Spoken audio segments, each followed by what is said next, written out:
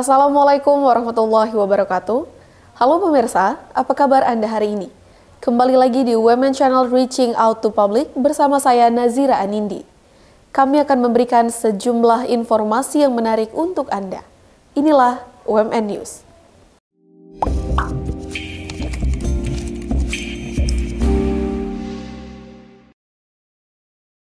Informasi pertama kami awali dengan Lembaga Penelitian dan Pengabdian Masyarakat UMN Al-Wasliyah mengadakan sosialisasi HKI dan penerbitan buku. Kegiatan ini dilaksanakan untuk meningkatkan kualitas dan kuantitas publikasi HKI dan penerbitan buku dosen UMN Al-Wasliyah.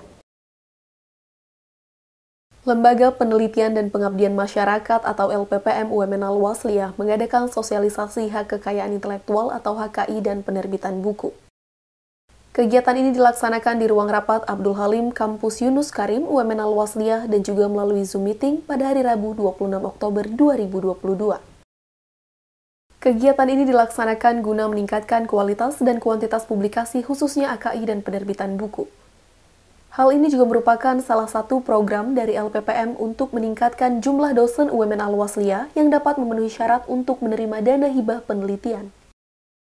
Sosialisasi bukan hanya diikuti oleh dosen UMN Al-Wasliyah saja, tapi juga diikuti oleh guru dan mahasiswa dari beberapa provinsi di Indonesia. Pada sosialisasi kali ini, LPPM UMN Al-Wasliyah mengundang Bapak Wakil Rektor 3 UMN Al-Wasliyah, Bapak Dr. Anwar Sadat, SAGM Hum, untuk menyampaikan materi mengenai pemahaman umum kekayaan intelektual. Dijelaskan bahwa subjek yang dapat dipatenkan yaitu hasil teknologi baru, modifikasi dan kombinasi teknologi, serta menyempurnakan atau memperbaiki teknologi. Kekayaan intelektual sendiri terbagi menjadi dua, yaitu kekayaan intelektual komunal dan kekayaan intelektual personal. Kekayaan intelektual komunal mencakup sumber daya genetik, ekspresi budaya tradisional, pengetahuan tradisional, dan indikasi geografis. Sedangkan kekayaan intelektual personal mencakup hak cipta dan hak terkait yang melingkupi ilmu pengetahuan, seni, sastra, produser rekaman suara, dan lembaga penyiaran. Selain itu, hak milik industri juga merupakan bagian dari kekayaan intelektual personal yang mencakup paten, merek, desain industri, desain tata letak sirkuit, rahasia dagang, dan perlindungan varietas tanaman. Bentuk ekspresi HKI bukan merupakan ide, tapi merupakan bentuk karya yang dapat dibaca, didengar, dilihat, dicitarasakan atau dicicipi, diperagakan, dan dapat diaplikasikan dalam suatu proses produksi. Hal-hal yang penting kita perhatikan sebelum kita daftarkan kekayaan intelektual kita itu, pertama, bahwa kekayaan intelektual kita itu merupakan ciptaan baru yang belum ada sebelumnya, atau yang kedua, memodifikasi dari yang ada sebelumnya. Yang ketiga, kekayaan intelektual kita itu membawa manfaat besar bagi kepentingan masyarakat banyak. Kemudian selain itu yang perlu kita perhatikan bahwa ketika kita mendaftarkan kekayaan intelektual kita itu harus mengikuti prosedur ketentuan yang telah ditetapkan oleh Kemendikbud Ristekdikti. Jangan sampai salah kamar. Maksudnya kekayaan intelektual itu dibagi dua, ada kekayaan intelektual komunal, ada kekayaan intelektual personal. Kalau kekayaan intelektual komunal itu jangan kita daftarkan kepada kekayaan intelektual personal, atau sebaliknya, kekayaan intelektual personal itu jangan kita daftarkan ke kamar kekayaan intelektual komunal. Dan inilah yang menjadi syarat utama yang kita perhatikan sebelum kita daftarkan kekayaan intelektual kita itu ke Kemendikbud Ristekdikti. Kekayaan intelektual kita itu sangat penting untuk kita daftarkan. Pertama, untuk melindungi hak cipta kita itu agar tidak diakui atau diklaim orang lain itu sebagai miliknya. Yang kedua, kekayaan intelektual kita itu bisa menjadi sumber pendapatan uang bagi pemiliknya apabila itu digunakan oleh industri atau digunakan oleh pihak yang lain yang bisa mendatangkan keuntungan dalam perusahaan atau industrinya. Itu hal pokok, makanya perlu kita daftarkan kekayaan intelektual kita itu. Selanjutnya, pihak LPPM menyampaikan materi mengenai penerbitan buku di LPPM UMN Al-Wasliyah. Jelaskan bahwa LPPM menyediakan beberapa fasilitas bagi penulis, seperti standar dikti dari UNESCO, ISBN, layout, editorial, Google Scholar, e-sertifikat, 10 eksemplar buku cetak untuk penulis, 50-100 halaman, dan kertas HVS 70 gram.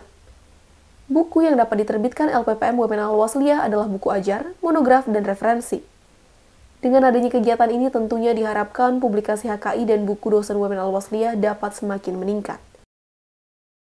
Nah, harapan kita dengan adanya sosialisasi ini nanti akan menjadi sebagian dari motivasi bagi teman-teman dosen dan tentunya hilirnya adalah meningkatnya jumlah luaran khususnya HKI dan penerbitan buku, karena memang kita sudah memfasilitasi untuk penerbit buku itu sendiri, yang kita sudah memiliki penerbit yang ber-ISBN dan juga terdaftar dalam anggota IKAPI, yang juga merupakan salah satu bagian dari persyaratan dalam pengusulan program hibah.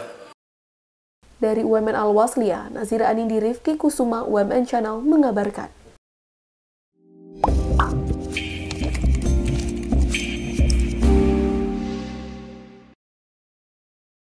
Selanjutnya, Universitas Muslim Nusantara Al-Wasliyah mengadakan workshop jurnalistik bagi mahasiswa. Diharapkan dengan adanya kegiatan ini, mahasiswa dapat menghasilkan produk jurnalistik yang sesuai dengan kaidah-kaidah jurnalistik. Universitas Muslim Nusantara atau UMN Al-Wasliyah mengadakan workshop jurnalistik bagi mahasiswa. Kegiatan ini diadakan di Aula Oka Usman pada hari Kamis 27 Oktober 2022. Kegiatan ini merupakan salah satu program yang dilaksanakan UMN Al-Wasliyah untuk mendukung kegiatan Merdeka Belajar Kampus Merdeka, di mana mahasiswa dapat memperoleh ilmu pengetahuan di luar dari disiplin ilmu yang saat ini ia tekuni. Selain itu, workshop jurnalistik ini diadakan agar nantinya mahasiswa dapat menghasilkan suatu produk jurnalistik yang sesuai dengan kaidah-kaidah jurnalistik.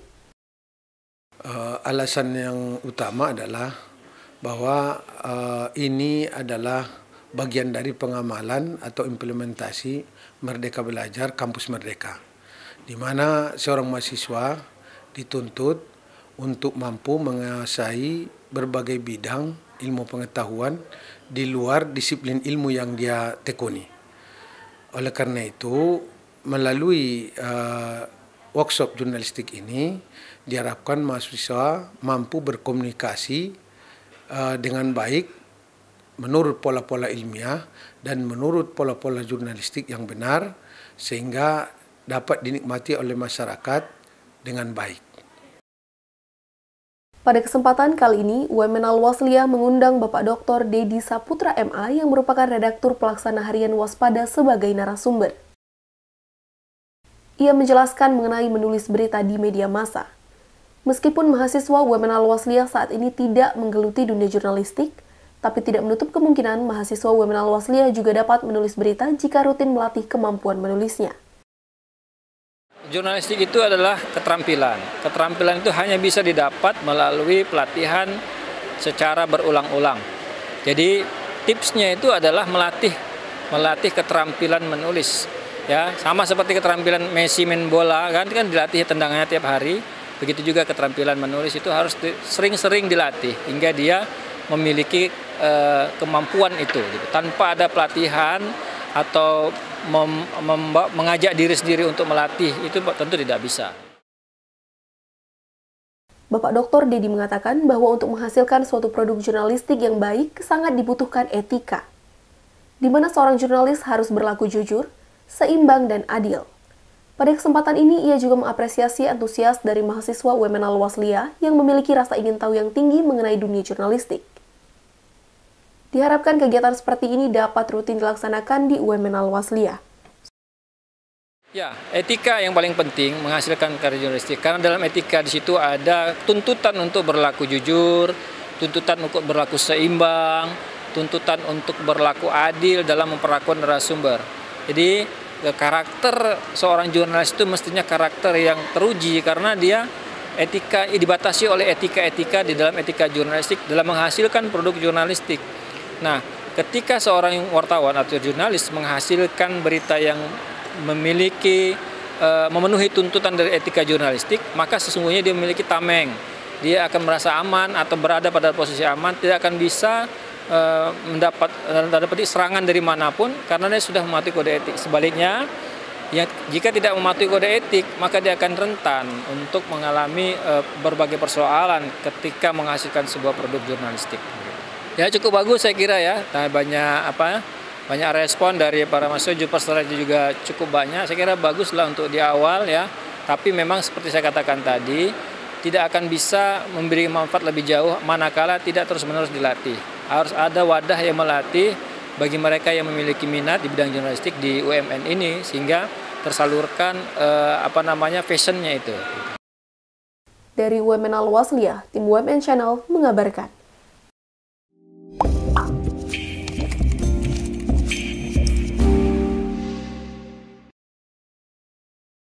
Informasi tadi sekaligus menutup jumpa kita pada hari ini.